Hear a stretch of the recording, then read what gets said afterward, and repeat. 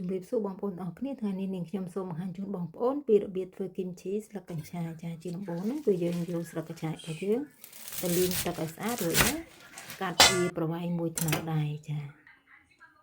បន្តមកទៀតហ្នឹងគឺខ្ទឹមបារាំងយើងហាន់វាជាចំណិតស្ដើងរួចដាក់វាក្នុងចង្កេះធំមួយចាដោយនាងខ្ញុំប្រើទឹកត្រីហ្នឹងចំនួន3ស្លាបព្រា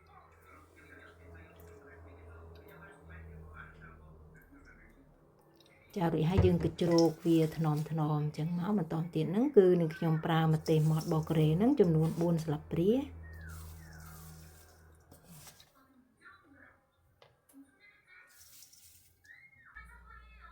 ចាទឹកខ្មេះហ្នឹងចំនួន1ស្លាបព្រា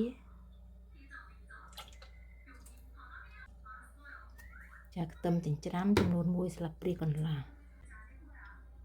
ទឹកឃ្មុំ1ស្លាបព្រាចាបើសិនជាបងប្អូនអត់មានទឹកឃ្មុំទេអាចប្រើស្ករស1ស្លាបព្រាជំនួសទឹកឃ្មុំក៏បានដែរចារួចហើយយើងច្បល់វាឲ្យសព្វចឹងមកច្បល់វាថ្នមឲ្យសព្វ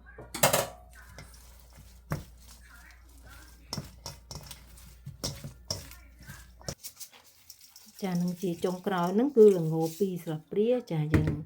ច្បល់ចូលគ្នាឲ្យសព្វចឹងមករួចជាការស្រេចចាប់ពេលដែលយើងអាំងសាច់អីចឹងយើង